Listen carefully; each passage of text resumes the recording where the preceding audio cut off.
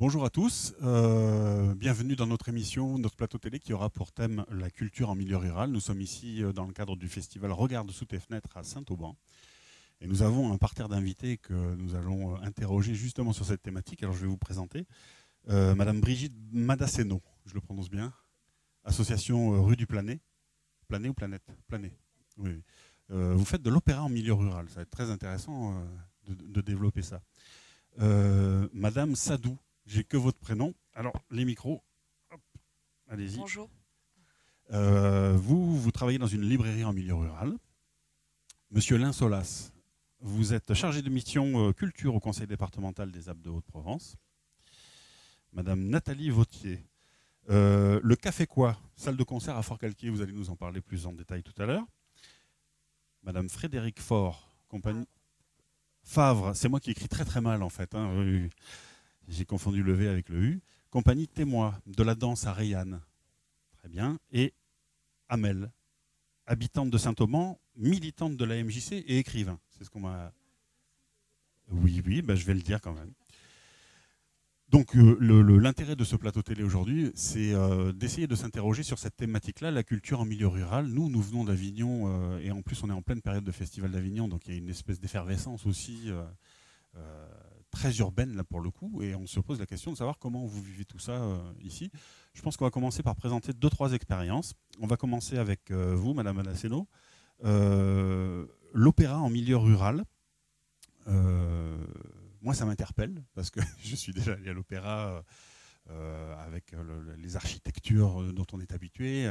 Comment ça se passe, si vous pouvez nous expliquer un petit peu comment ça se passe, cette expérience-là de l'opéra en milieu rural.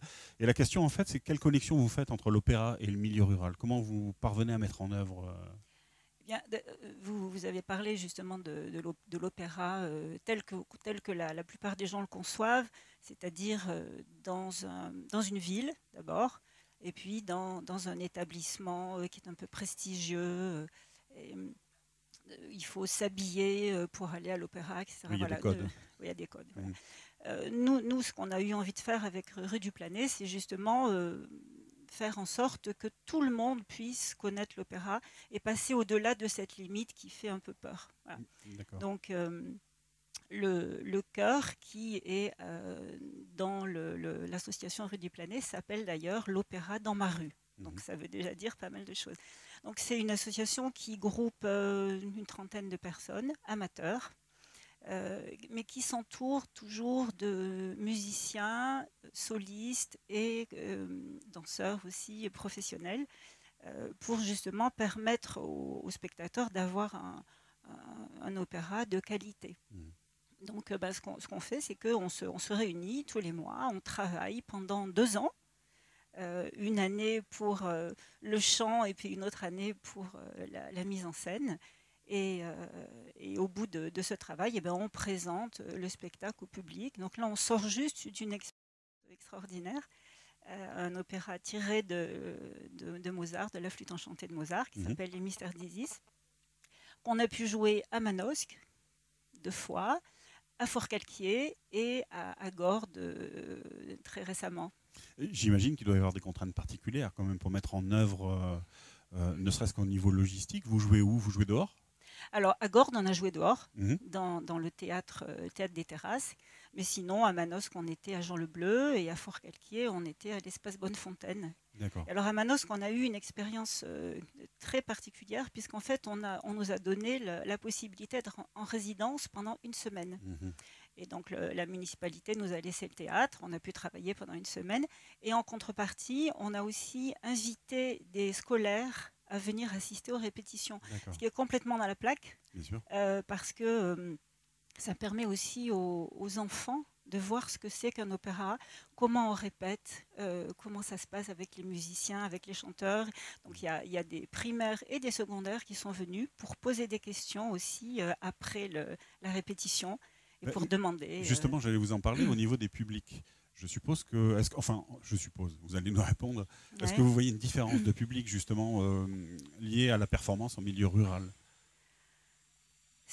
Je pense que oui. Je pense que oui.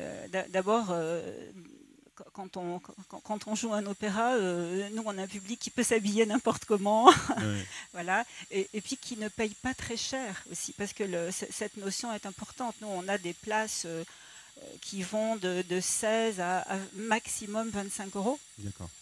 Donc ça permet quand même de mettre la culture vraiment à la disposition de tout le monde. Donc il y a une différence, oui, tout à fait.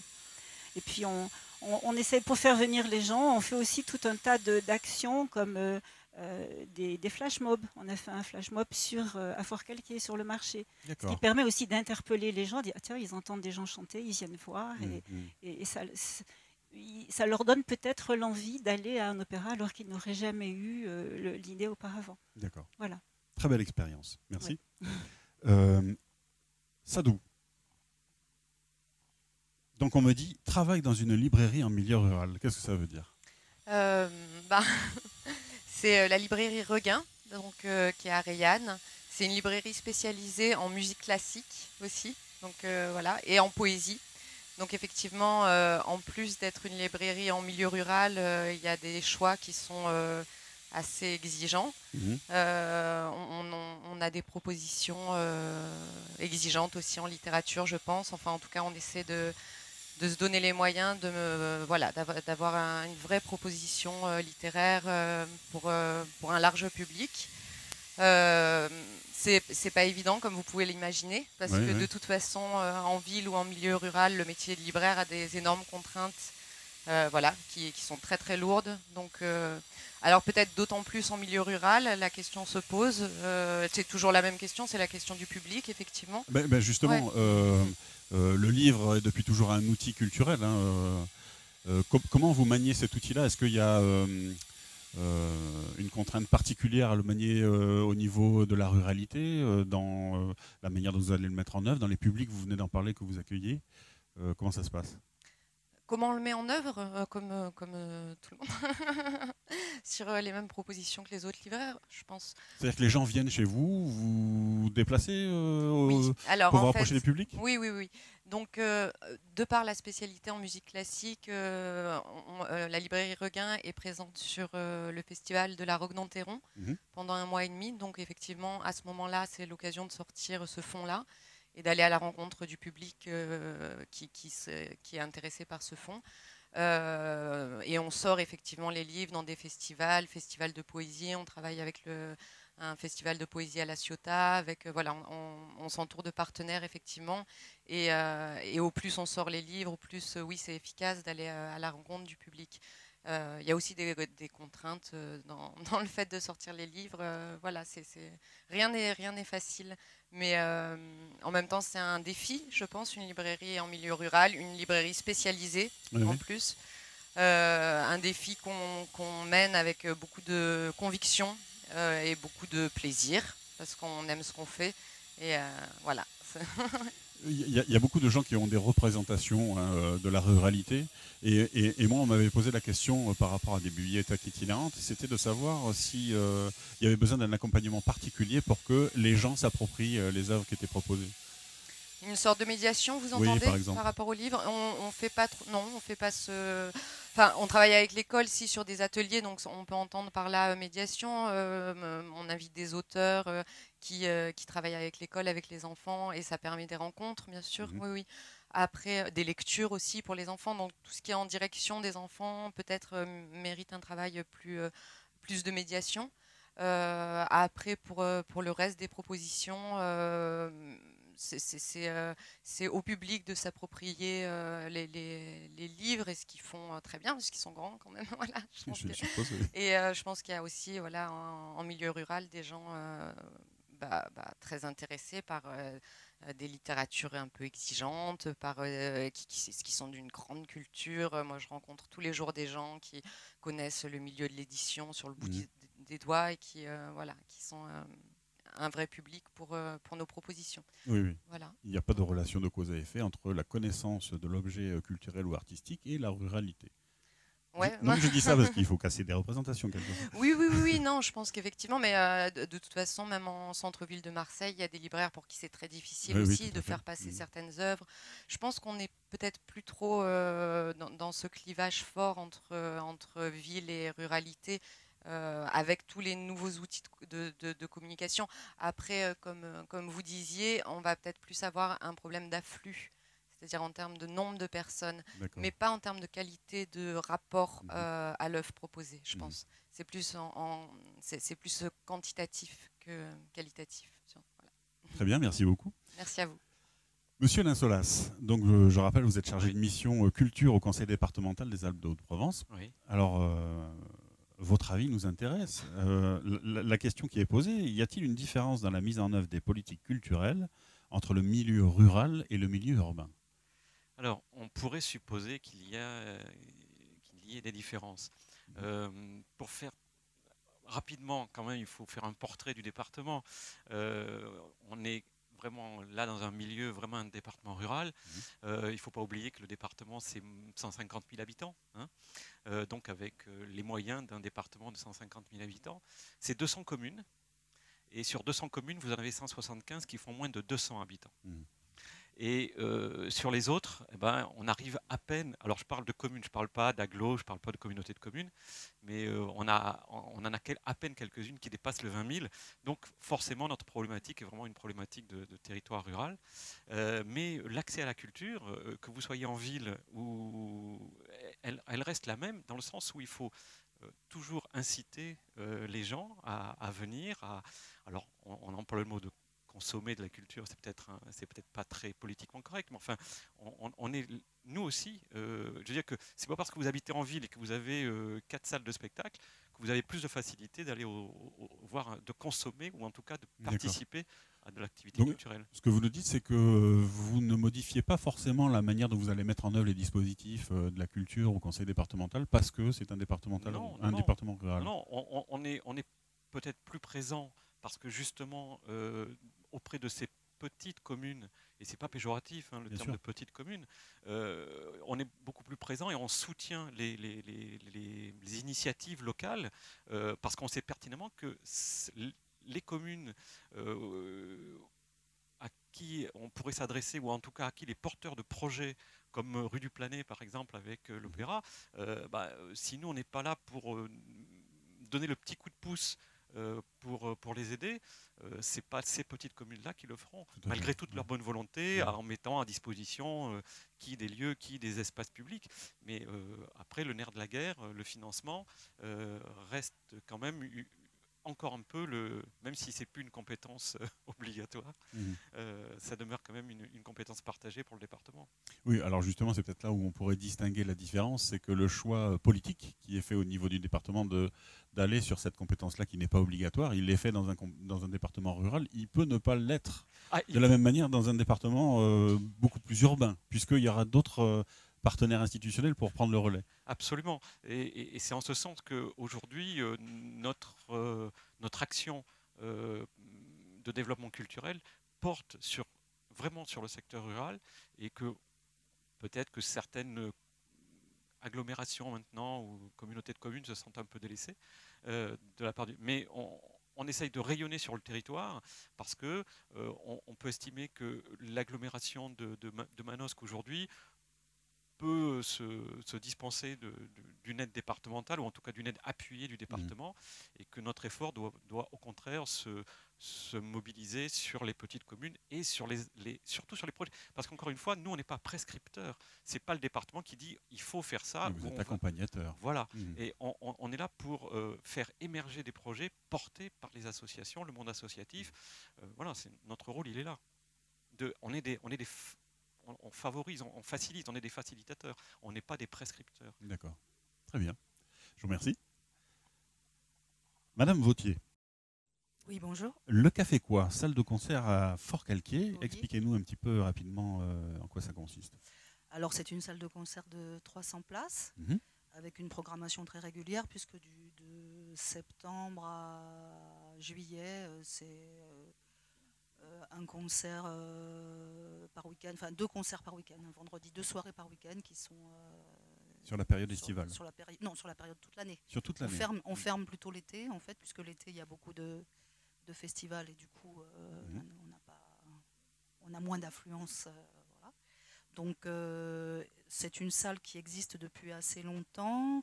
C'est un projet qui est porté par Bruno Lévy, Mr Brown, qui est soutenu par les institutions du département. Qui existe donc depuis 20 ans, qui a été sur Pierre-Rue, puis sur Villeneuve, puis sur Fort-Calquier depuis 2013. Voilà. Une question donc très pragmatique. On sait très bien que le nerf de la guerre, ce sont les budgets. Pour assurer une programmation de 2 concerts par week-end sur toute l'année, je vais dire peut-être un gros mot, mais il faut quand même s'assurer d'une certaine rentabilité. Comment vous y parvenez dans le milieu rural? Est-ce que c'est facile ou pas? Non.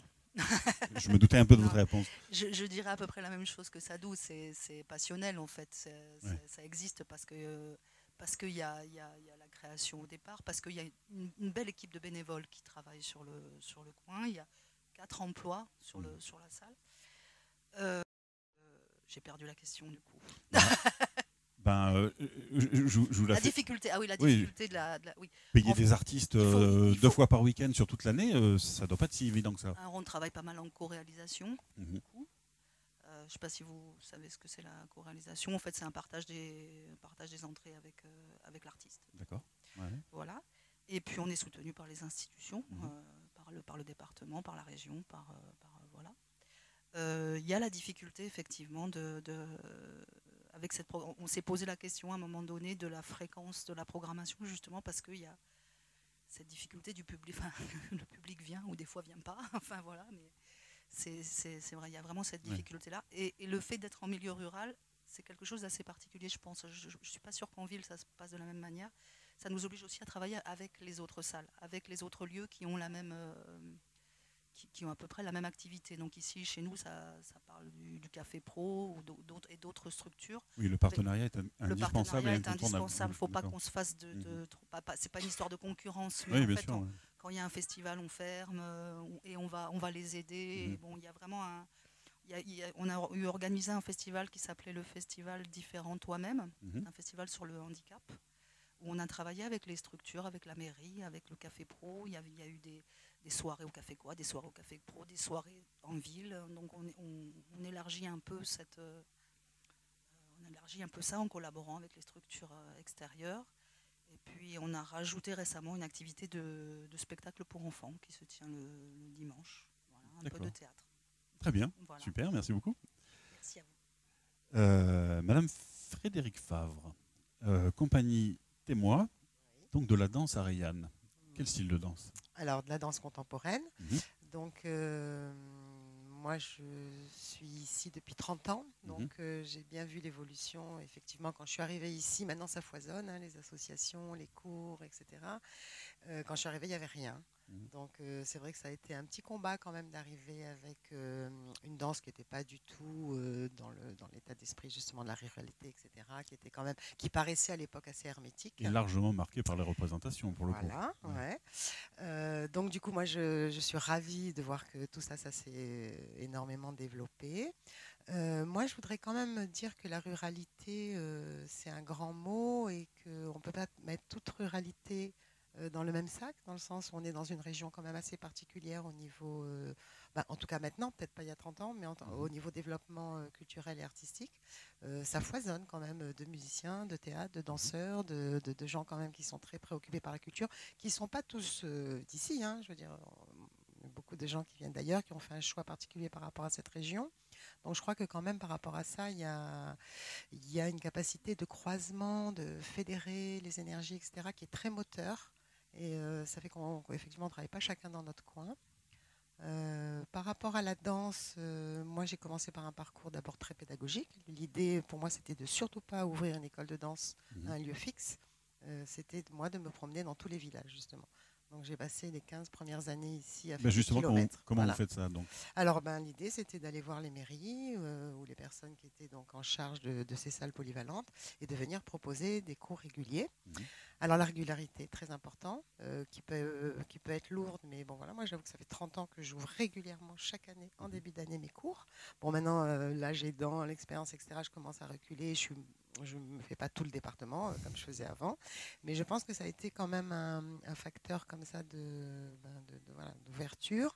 Petit à petit aussi, on se fait son public. Au début, j'avais des personnes qui venaient dans les cours et qui n'avaient pas du tout la dimension culturelle ou associative ou artistique, qui venaient pour perdre des kilos, etc. Enfin voilà, je caricature un peu, mais il y a eu aussi tout ça. Et surtout, c'est passé par le biais de la création. C'est-à-dire que j'ai toujours fait des spectacles en fin d'année, en essayant que ce ne soit pas des spectacles de fin d'année. J'avais la chance de connaître des gens qui étaient déjà dans le spectacle. Et il y avait toujours une dimension professionnelle. Donc petit à petit, moi j'en suis à ma 4e génération, si la consommation d'activité sert à s'emparer de l'objet artistique et à devenir acteur de ça, pourquoi pas? Voilà. Pour moi, c'était quand même un développement important et qui, de fait, finalement, a amené au fait qu'il y ait une compagnie qui naisse de ça. Donc, il y a la compagnie Témoin. Alors, évidemment, on rayonne sur la région, mais bon, on rayonne évidemment ailleurs aussi, mais avec une identité quand même qui s'est construite ici. Et je me rends compte, là, je travaille beaucoup sur Marseille, on a fait des projets au Maroc, enfin voilà, on a un peu. Et en fait, l'identité d'ici, elle est quand même très porteuse parce que c'est une identité de croisement, c'est une identité de gens qui savent fédérer, qui ne cloisonnent pas. Donc voilà, du coup, il y a une grande richesse et tant mieux.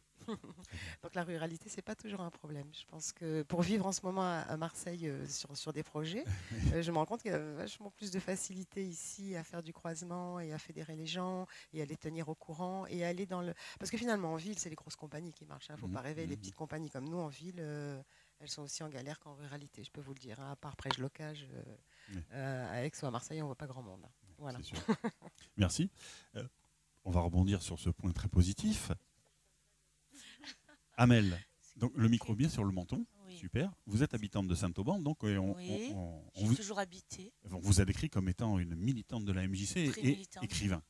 On a une perche là qui a été posée, qui a été proposée. Jusqu'à maintenant, on a déterminé que a priori, il y avait guère de différence entre un département et urbain, mais on voit bien quand même qu'il y a des contraintes qui y sont liées. Mais est-ce qu'il y a quand même des points positifs? Il y a des valeurs ajoutées? Alors nous, la commune de Château-Arnoux-Saint-Auban, je pense qu'on ne peut pas trop se plaindre. Hein. Nous avons un théâtre, nous avons un RDC, un cinéma RDC, une très belle médiathèque. Et Saint-Auban, c'est particulier. Parce que Saint-Auban, à l'époque de l'usine, donc quand on parle justement de cette osmose et de ces rencontres, on est bien placé pour en parler. Il y avait, il ne faut pas que je me trompe, plus de 26 nationalités différentes à Saint-Auban et jamais eu de problème de racisme. Donc, je trouve super qu'on fasse ce festival pour la 3e édition ici. Donc, regarde sous tes fenêtres. Il faut un peu en faire la pub quand même, hein, parce qu'on est là. Et donc, voilà, je suis militante de la MJC parce que je l'ai fréquentée très jeune. Ensuite, j'y ai travaillé en tant qu'animatrice théâtre, poésie, parce que je suis poétesse, c'est plus joli. Voilà, je n'écris pas de romans, mais j'écris de la poésie. Et donc j'y ai travaillé et maintenant j'y milite. Donc voilà, je fais partie de l'équipe. Comment vous le vivez, vous, sur un territoire comme celui-ci et avec ce festival-là? Je suppose que s'il existe, il y a un soutien institutionnel, mais vous en parliez tout à l'heure, il y a des synergies, des partenariats, des mutualisations. Comment vous vivez ça ici? Voilà, des mutualisations de personnes, une force vive et militante, j'y tiens, c'est sûr. Parce qu'il y a quelques années, nous n'avons compté que sur des bénévoles. Donc, et puis on y tient la 3e année. On est là, il y a beaucoup plus de monde.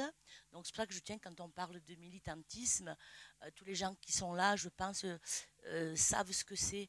Et on nous appelle, on est toujours présents. Voilà. Il y a une force vive, c'est clair, quoi. Et il y a beaucoup de jeunes. Quand on parle de personnes qui viennent d'ailleurs, toutes les années, nous avons des jeunes qu'on ne pouvait pas payer. qu'on nourrissait simplement, et qui venaient des acteurs, des musiciens. Nous avons des Anglais. L'année passée, nous avions, il y a des Espagnols, des Italiens. Quand on les appelle, ils répondent présents. Voilà, ils mangent des salades. Voilà, ils sont là parce qu'on n'a pas un gros budget, mais ils campent sur place. Mais ce que je veux dire, c'est que il y a ce collectif qui existe. Et je voulais dire une phrase, il faut que je me rappelle. Si je ne me rappelle pas, je vais la lire, je suis désolée. Hein. Allez-y. L'art, je la trouve exceptionnelle, cette phrase.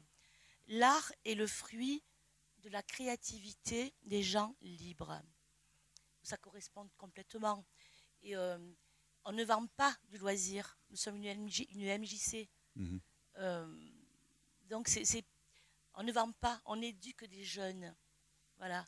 Très bien. On ne leur dit pas, voilà, tu payes tant et tu vas faire. Non. Oui. Ils bâtissent leurs projets, on les accompagne. Ils sont acteurs aussi. Voilà. Ben, ça va être le mot de la fin. Très belle citation. Je rappelle MJC, ce que ça veut dire pour ceux qui ne savent pas, c'est Maison des Jeunes et de la Culture. Oui. Donc chaque terme est bien pesé. Bien sûr. Effectivement, la culture est faite par des gens qui sont créatifs grâce à leur liberté. C'est ça, tout à fait. Et attention, MJC, éducation populaire. Bien entendu. Voilà. Je vous remercie à tous d'avoir participé à ce débat. On va se retrouver un petit peu plus tard dans la journée pour une autre thématique, un autre débat. D'ici là, je vous dis à bientôt. Au revoir.